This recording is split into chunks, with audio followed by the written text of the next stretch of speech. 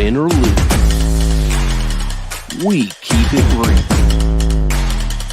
Join Climbing the Pocket for Vikings final score. Skol Vikings!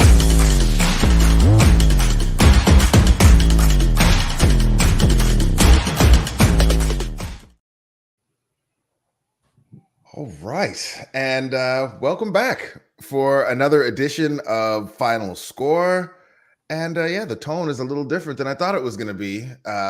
Like Matt said before we went live 15 minutes ago, Vikings, multiple score victory doesn't feel as great as we thought it was going to feel, given that Kirk Cousins, who's been playing out of his mind, went down. Team's calling it an ankle injury. The internet doctors are calling it a potential Achilles tear. Flip, I'll start with you. Thoughts on the game, how the team played. Obviously, Kirk Cousins injury, just kind of where you're at, what you thinking with all that transpired in the game today. Back to 500 and a team that, said going into this year they want to be 6-0 in the division. They're 2-0 right now. They go into Lambeau Field. Things are getting a little chilly, but it doesn't change how the Vikings played football. I think they looked like the better team throughout. They played like the better team. We expected them to win this game easy, and they did. And that is a rare occurrence for the Vikings over the past few years. So I'm really happy with this win. Great to see Jordan Addison and TJ Hawkinson continue to play good football. Good to see the offensive line continue to hold up. And good to see the defense continue to create havoc. Now, the Packers looked like the weakest opponents we played all year. But again, Vikings came out, took care of business, played clean football, got the W, and now they're back to 500. Yeah, I love that last part you said about the Packers looking like one of the weakest teams we face. Like, that's just a nice place to be, being able to get jokes off about the Packers quarterback for the first time in my lifetime as a Vikings fan is a beautiful thing, so I will take that joy out of the game today. I guess, Matt, from your perspective, watching the game, what are your thoughts, offense, defense, situation with the team? Yeah, so Jordan Love, obviously, to the point we were just talking about, looks just super inaccurate. Like, how many throws are just the receivers are trying to make diving catches, they can't do it. Like short throws where the receivers can't get it. So that's a huge win for the Vikings if the Packers did not luck into their third straight franchise quarterback, right? So that's kind of one of the benefits overall. On offense, I like the way they move the ball up and down the field all game. I think you've seen this with the Vikings throughout the season.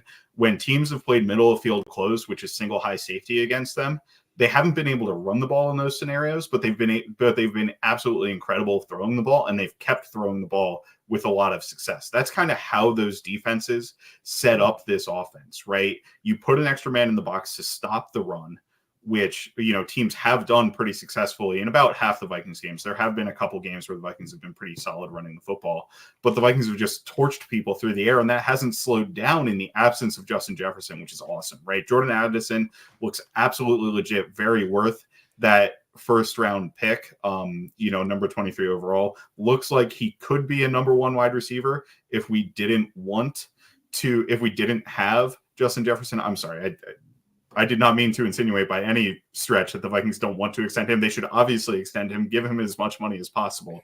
But, it's great to have two players who can play at a high level number one receiver, right? He was roasting Jair Alexander, one of the best cornerbacks in the NFL, multiple times this game in one-on-one coverage. So I think you have to be really happy with how the Vikings passing game played. The defense really showed up throughout the course of the game as well. I mean, this Brian Flores defense looks a lot more aggressive, and it's kind of interesting because our opposing scoring drives kind of look similar to last year where teams kind of dink and dunk down the field, like the 13-play drives, but it's just a much more aggressive front from the Vikings, and they're getting stops more consistently than they were last year and forcing turnovers and big plays, I think, more consistently than they were last year. So overall team performance, great. The problem comes in when you add in the Kirk Cousins injury, right? It's an ankle injury. The only ankle injuries I can really think of are like high ankle sprains or like low ankle sprains, which aren't that big of a deal, or the Achilles injury, right? So a high ankle sprain is a 4 to 6 week injury usually for players. An Achilles tear is obviously out for the season, right? We kind of have to address the elephant in the room. We don't know exactly what that injury is going to be. But if Kirk isn't going to make it, none of what I just talked about with the offense playing well matters, because I don't think Jaren Hall is really the guy. And he was put into a very tough situation right here. You know, you've got the defense coming after you very hard, trying to make a stop, trying to make a big play. And he did end up giving that fumble. So I would have liked the Vikings to finish this game a little bit better. You know, frustrating Greg Joseph with 2 misses on the day too. Obviously, one of them was blocked. But, and, you know, like, the other part of that was the process for the Vikings leading up there. Kirk took the sack on 2nd down, right? And it was 2nd and 19. And then we go and take the sack right away again. And it's like, oh my goodness, what are we doing? And then Kirk's also hurt on the play, which I don't blame him for taking that second sack, because clearly he got injured while he was trying to move in the pocket, right? There's not much you can do there. But it was just like, everything felt like it was cascading in that moment. Great that they turned around and kept it into a victory.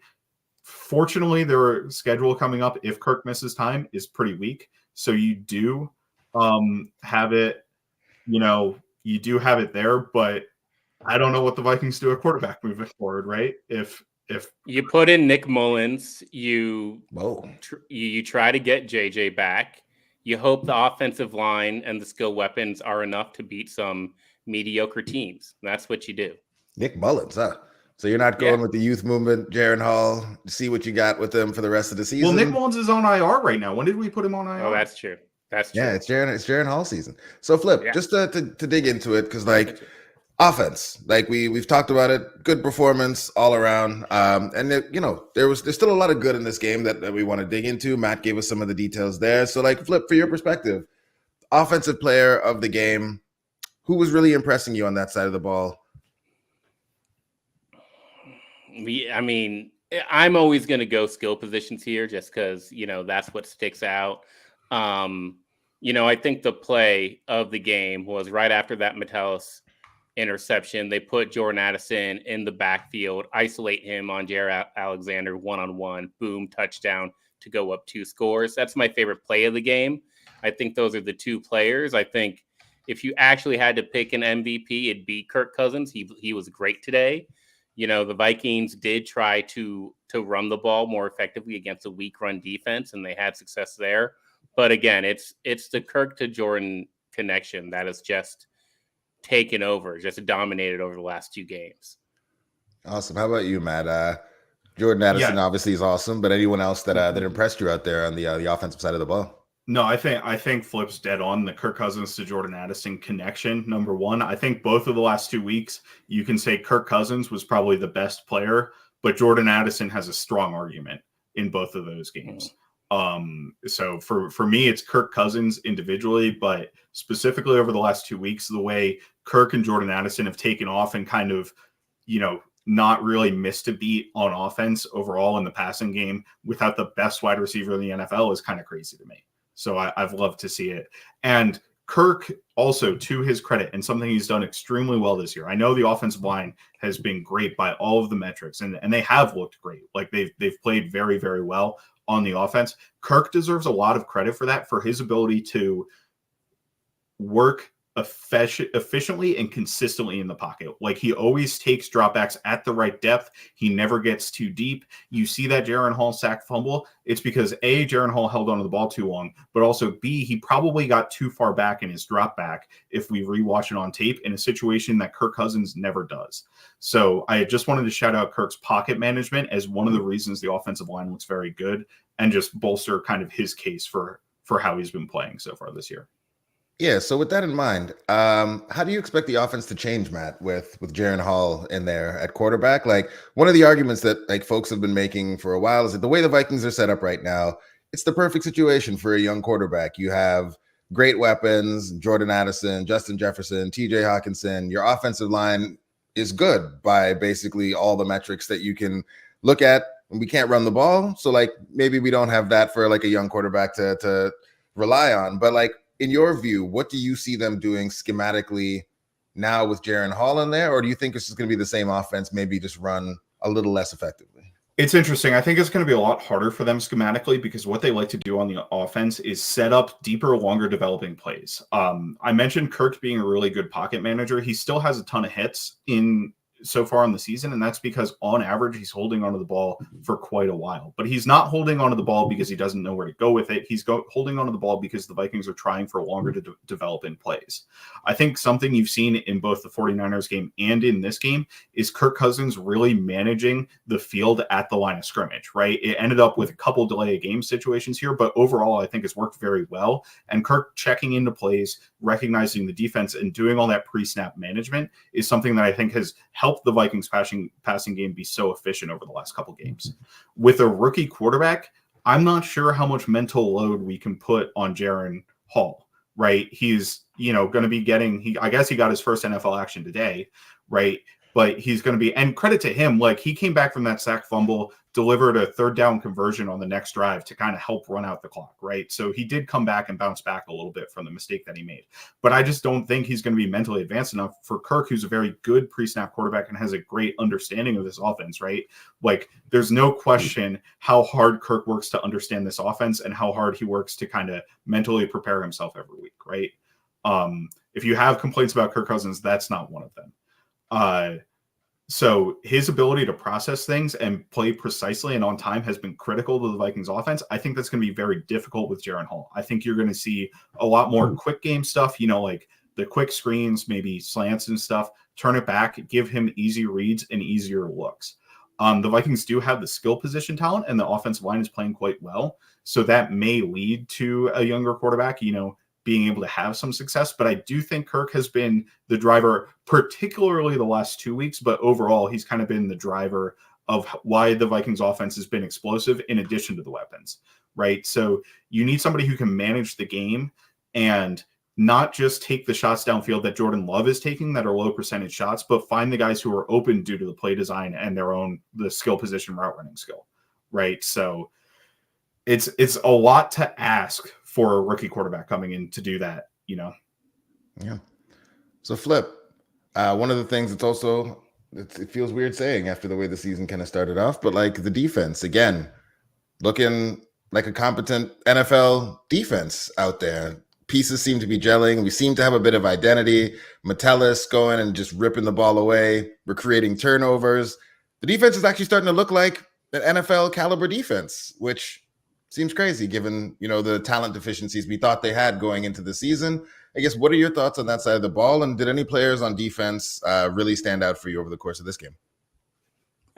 Coaching matters. I think that the change in not so much scheme, but just play calling aggressiveness has really benefited the Vikings. You have just people flying around on that type of a ball. And yeah, they're making big gambles. There's a lot of negative plays, and then there's a lot of 15-yard gains given up.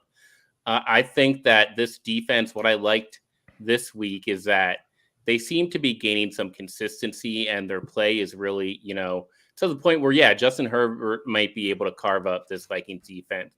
But Jordan Love, certainly not, and that's what they really put out there today. The Packers O-line still is pretty good, but they have some injuries there, but the pressure's on them. I thought the linebacker play is there. We saw more linebacker play compared to the 49ers game, and the secondary just continue to make plays. Harrison Smith, Cam Bynum are probably the people I'm highlighting, just continuing to break up passes and make key tackles, which is what you want on the back end. Awesome. And Matt, for you, what are your thoughts on this game, how the defense played, and then just kind of a follow-up question for you, because obviously Louis Cine, it's a talker, folks very upset that Cine has not been able to play, but just, I know that you dig deep and go heavy into the film, and right now, the safeties are playing very well for the Vikings. And so also just a follow-up question, I'm looking to get your thoughts on what Cine would even need to do to be able to crack the lineup, given how well, Metellus, Bynum, and Harrison Smith are all playing. Well, unfortunately for Cine, he would need to be better than Theo Jackson, who is also seeing snaps on this defense. So that is definitely still a concern. with me foreseeing that he's not able to get on the field over Theo Jackson. Like, I do think, to your point, Harrison Smith is obviously going to be a starter. Like, he's the smartest player on the defense. He's got he knows everything the opposing offense is doing, and he has the ability to disguise everything, which is wonderful in the Forest defense.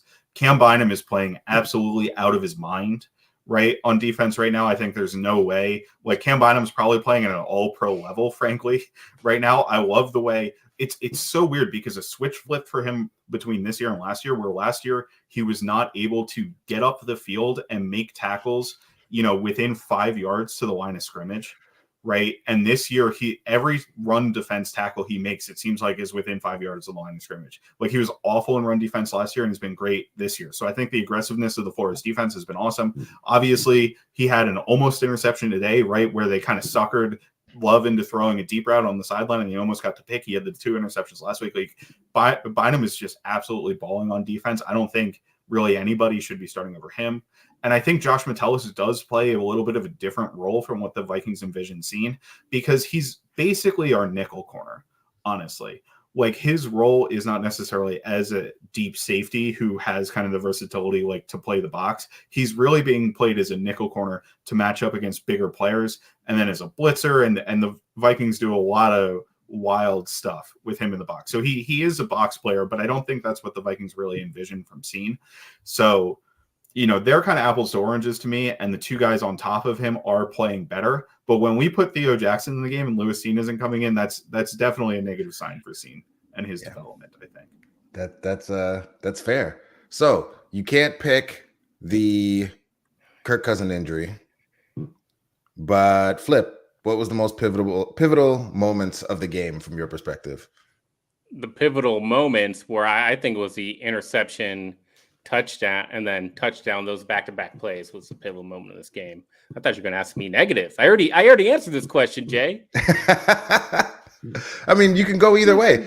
I the positive for me, one of the pivotal moments that kind of was giving me pause earlier was KOC's lack of aggression on 4th down. Was like that. Those were multiple. Like, ultimately, the game turned out the way that we wanted to, but it felt like it was a lot closer than it should have been going in at halftime. And just the Packers being terrible were the only thing that keeping us from, being in a different situation. So, like, for me, not like the first miss, like, go for it. Like, you're killing them on third down. You're not going to get me. You're killing them on 3rd down. Why can't you go for a 4th and 1? We can flip this and say if the Packers had just kicked 2 field goals there in the 3rd and 4th quarter, they would have been down 8 playing against a backup quarterback. And that drive after Jaren Hall fumbled, that would have been a drive to tie the game with a touchdown and 2-point conversion. So the one thing I'm not going to agree with is that every team should approach 4th downs the same. I'm just not going to agree to that. And I wouldn't say every team, but I'm saying if your team is consistently now for weeks doing very well on 3rd down. My team is on the road against a divisional opponent. I don't think they're going to be able to move the ball well. I want 3 points on the board in the first quarter of that game. But if you don't think they're going to be able to move the ball well, why not go for it? Because you'll probably get the ball back with good field position. And they did move the ball well, is the thing. They moved the ball well all game. I want 3 points on the board early in that game. How'd that work out? Yeah, did we get 3 points? Well, I mean, you want to talk about lowlights, we can talk about the kicker. If I got no love for that kicker. If we're going to say that we don't want to go for it on 4th down because there's a potential downside to going on 4th down and that you turn the ball over, we can't just ignore the fact that we're going to miss a field goal on that 4th down. Okay, so you want to go for it on 4th down because you don't trust the kicker. That's what you're saying. No, I want to go for it because it's a positive expected points play to go for it. You're going to score more points on average by going for it in that 4th and 1 situation, and you're going to raise your win probability than if you kick the field goal. Because you're likely to make it on 4th and 1, and a touchdown is better than a field goal. We're not going to agree. I mean, you're not. If you don't have the play call to get that yard on 4th and 1, and you're giving a home rival team momentum in their stadium against you to try to actually get an early lead, get an upstart. Momentum is part of the game. I know the stat nerds and the internet doesn't agree with that, but momentum is part of this game. You drive down the field early in that game, you get a 3-point lead, and you set the tone. And that is important. And it's not just about, oh, I have a win probability to think of here. You're not thinking about win probability on the sideline. You're not thinking about, oh, this increases my win probability from 60% to 70%. They don't have those charts on the sideline. Decisions to the Vikings increase your have win been probability. incredible on fourth downs this year. They had, going into the 49ers game, the second most fourth down conversions in the NFL across the course of the season. And that's because Kevin O'Connell chooses his spots to get They them. were That's well over 40%, and they were one of the most aggressive go for it on fourth down teams in the NFL. The last 2 weeks, they haven't been aggressive. My point. And it's they don't have them. If the coach doesn't feel that he has to be aggressive, and he's still at the end of the day getting leads in these games and winning the games, then what are we actually complaining about?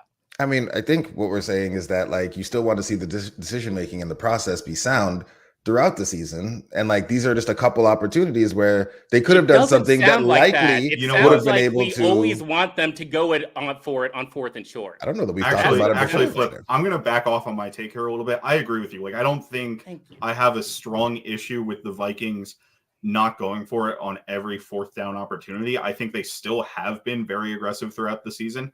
I personally would like to see them go more often, and I wouldn't like them to turtle and stop going for it on fourth downs completely, which they have, there were like two opportunities that were pretty good in the 49ers game, and now a couple good opportunities in this game where they chose not to. Then later in the game when they really needed it, they did go for it and they got the touchdown. So I will give them a little bit of credit there, but and not every fourth down situation is black and white, to your point. Like, there is some leverage for the coaches, but I would like them, especially with the kicking game failing them seemingly, to try to figure that out or try to go for it a little bit more and be a bit more aggressive. I'm just saying, like, it's balancing the aggression. So, like, if you're going to play conservative, like Mark is saying in the comments, like 3rd and 16 or whatever in the shadow of your end zone, you got Jaren Hall rolling out and like not playing clock in a situation. Sometimes you'd like to see, like, if we're going to be aggressive, obviously you're not going to do the same thing every time. But given some of the woes we've had in the kicking game, I just like our chances on a 4th and 1. And I feel like what you're doing is what often will happen on the broadcast, is that you're only looking at the downside of what might go wrong. But like, the offense is the strength of this team still. And so, like, I generally would want to bet on them to be able to pick up that yard against the Packers team that isn't very good. That's all I'm saying. It's not like every time it has to be. It was just like, those were a couple situations where you're like, that might have been a decision that could have been different. And then, like, obviously in one of them, like, bad happens. So it's just like, it's something that I think it merits a discussion. Just because we got the win, you can still criticize a decision. Well, I think we just need to get to a point where we look at it as a win-win in those situations. Like, go for it, get it, win. Awesome. Kick the field goal, get 3 points, win. Those are both 2 nice wins. Yes, there's a gap in win probability, but those are both okay things. So when I see 4th and 1 and I see the coach decide to kick the field goal, I'm like, okay, I don't get mad about it. When I see him decide to go for it, I'm like, okay, I don't get mad about it. So why? I just don't see the need to be like, okay, there's clearly a wrong or right call here. It's like a win-win situation. I think it's giving yourself an edge. Like, some coaches give their teams a few more shots to win the game. And I would, in this particular game, would have liked to see us blow the Packers out in the first half. Well, we do that, though. We give ourselves an edge more than other coaches do. Saying, like, in this game, though, is the game I'm talking about. Like today. That's all I'm saying. So who we should really be mad about here is number 1. And I'm just going to go with number 1. Yes. So missing 2 kicks in the 49ers game, and then running on the field to get back in. Running on the field. Bro's running on the field on the 4th down to prevent us from that. Like, come on. Like, I know you want to make up for your mistakes or whatever, but don't make another mistake. Missing 40-yarder, getting blocked on the other one. I don't know who the fault of the block is. That's kind of one where you need to go back and watch it. It could be on the blocking. But at the end of the day, he's still missed 3 kicks on his own over the past 2 weeks. And that's just not good enough. And all under 50 yards, right? If you're missing 56 yarders, I don't really have much of a problem with you as a kicker. If you're missing things under 50 yards, that's just not good enough in the NFL at this point. So We need to. So what do you figure want to do that out. about this, Matt? Do you want them to bring in some kickers this week? I don't know. I can't tell. Like, the other kickers also don't have jobs because they're not good at kicking the football, right? So it's kind of a difficult question to ask yourself, right? Where it's like, I don't know, maybe Greg Joseph is the best option available. I know the Rams just cut Brett Maher, who's been a solid kicker, but they cut him because he missed 3 kicks. So it's one of those situations where you just got to get the right one somehow, and I don't know how to evaluate that or do that. And when they leave the Vikings, they'll be great. So, like, if we cut them, they'll probably beat us in the playoffs or something, on a 60-yarder to win the game. All right. Well, we made it through. Obviously, now I think all eyes are gonna, it's waiting to see what the Vikings say about the Kirk Cousins injury. How quickly we find out what that is really determines a lot of what goes next. I still think we beat Atlanta next week. Like, they don't seem to be good. It is. I hope. There's no fear. I'm going into the belly. We better win this game. No fear. Beyond that, though, I don't know. Have to reevaluate some of my confidence from last week, Flip. Actually go see. I was like, we're gonna have the best quarterback in like all these matchups. And now I gotta go back and look. Well, we gotta wait for that Kirk Cousins update to see what it is, right? Yeah, and then 100%. We can evaluate from there. Yeah, 100%. Well, that is it. That is all. We've made it all the way through. As always, if you're watching live, thanks for rocking with us. And if you're listening later, thank you as well. Matt, thanks for hopping in. Flip, thanks for being here. Yeah, Flip, what do we say? Skol Vikes. Skol Vikes.